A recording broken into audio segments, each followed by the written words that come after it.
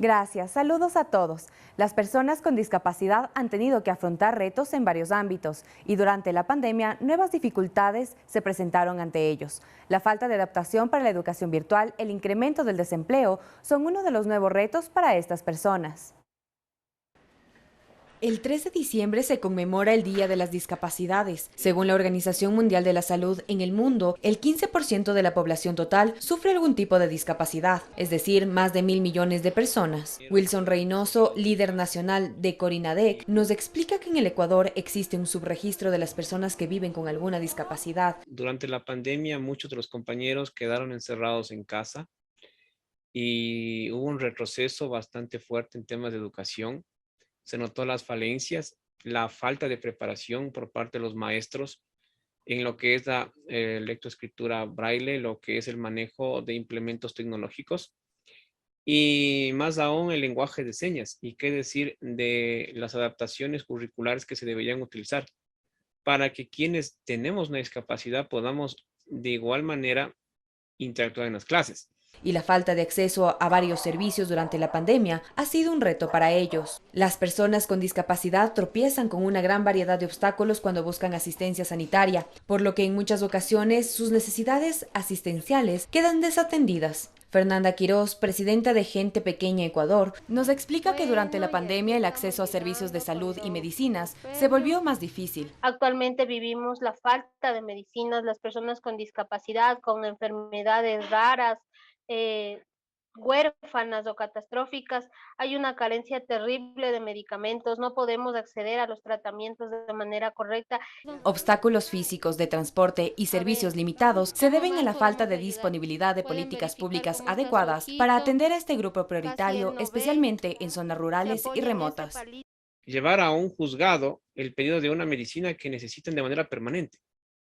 Por la falta de medicinas que existe, y como ustedes saben y todos los ecuatorianos conocemos, existe crisis en los hospitales. Para atender las necesidades de este grupo prioritario es necesario que se tenga un trabajo interinstitucional entre el Ministerio de Salud Pública, el Consejo Nacional para la Igualdad de Discapacidades y el Ministerio de Inclusión Social, para así poder abordar de manera más integral los requerimientos de las personas con discapacidades.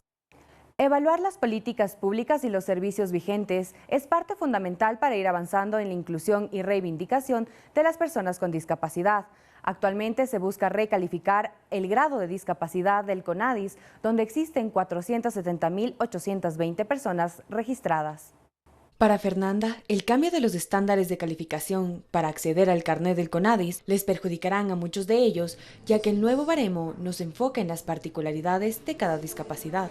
Porque me invitaron a ser parte del plan piloto del nuevo baremo de calificación y yo salí perdiendo, o sea, me quitaron 10 puntos de mi calificación de discapacidad. ¿Por qué? Porque me hacen preguntas como que si yo puedo cruzar la calle, si yo puedo retener una canción, si yo me puedo bañar, si yo reconozco los colores.